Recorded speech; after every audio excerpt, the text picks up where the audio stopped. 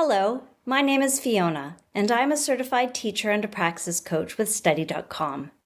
Are you planning to take the Interdisciplinary Early Childhood Education exam? This is Praxis Code 5023. Today we will focus on the subtopic of Professionalism and Growth through Professional Development. Study.com offers an extensive range of resources to help you succeed on this exam, from detailed study guides to interactive practice tests. Let's get started. Question number 1. Which of the following best describes an educator's responsibility regarding child abuse reporting? To report suspected child abuse immediately to the school principal. To report suspected child abuse immediately to the appropriate child protection agency. To discuss suspicions of child abuse with the child's parents before reporting. Or to confirm evidence of child abuse before reporting. When it comes to handling suspected child abuse, it is not the educator's role to confirm evidence before reporting, as doing so can delay vital intervention. Discussing suspicions with the child's parents before reporting is also inappropriate, as this could potentially endanger the child further. While informing the school principal is important, it does not fulfill the legal obligation that educators have. The correct and most critical action is to report any suspicions of child abuse immediately to the appropriate child protection agency. This step is crucial because it ensures that the child receives timely protection and that professionals trained to handle such cases can intervene as quickly as possible. Question number 2. A teacher notices a student consistently comes to school with dirty clothes and appears malnourished. What is the best course of action for the teacher? Talk to the other students about their peers' appearance. Ignore the situation as it is a family matter. Report the situation to the school counselor or principal. Or talk to the student about their appearance. When a teacher observes a student coming to school in dirty clothes and appearing malnourished, it's important to handle the situation with care.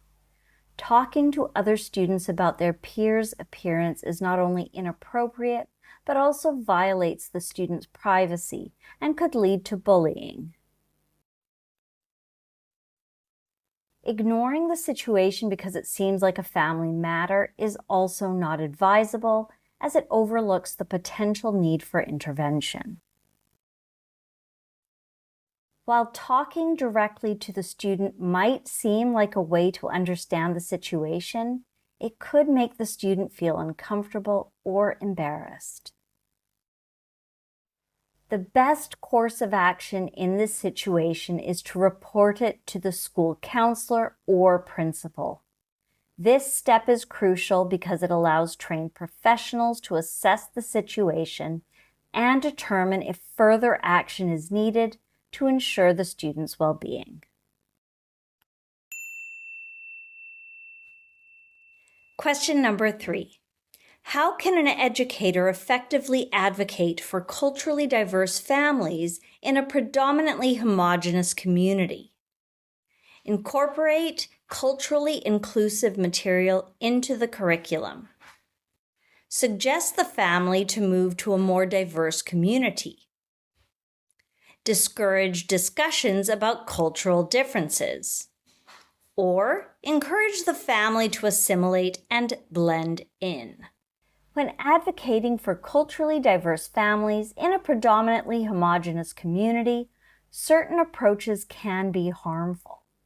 Suggesting that the family move to a more diverse community is dismissive and does not address the underlying need for inclusivity within the existing community. Discouraging discussions about cultural differences suppresses the recognition and celebration of diversity, which is vital for fostering understanding and respect. Encouraging the family to assimilate and blend in ignores their cultural identity and pressures them to conform, which can lead to a loss of cultural richness. The most effective approach here is to incorporate culturally inclusive material into the curriculum. This action ensures that all students are exposed to and learn to appreciate diverse cultures, creating a more inclusive and supportive environment for culturally diverse families. Question number 4. Which of the following best describes the importance of research in a teacher's professional development? Research is important because it is a requirement for teacher certification. Research is important because it helps teachers gain recognition in their field. Research is important because it helps teachers implement effective teaching strategies. Or, research is important because it provides topics for teachers to discuss during their breaks. When considering the importance of research in a teacher's professional development, some perspectives miss the mark. Research as a requirement for teacher certification might be true in some cases, but this alone does not capture its true value in professional growth. Gaining recognition in the field is a potential outcome of conducting research, but it should not be the primary focus. Providing topics for discussion during breaks trivializes the role of research and does not contribute to professional development. Therefore, the correct answer is that research is important because it helps teachers implement effective teaching strategies. This is crucial because research equips teachers with evidence-based practices, enabling them to enhance their instructional methods and improve student learning outcomes. Thank you for joining me today as we review the Professionalism and Growth through Professional Development section of the Praxis 5023 exam. Remember, the key to success is thorough preparation, and Study.com provides the best resources to help you achieve your goals. Our tailored study materials, practice tests, and expert support are designed to boost your confidence and ensure you're ready for exam day. Best of luck with your test prep and exam, and don't hesitate to reach out to Study.com for all your Praxis preparation needs.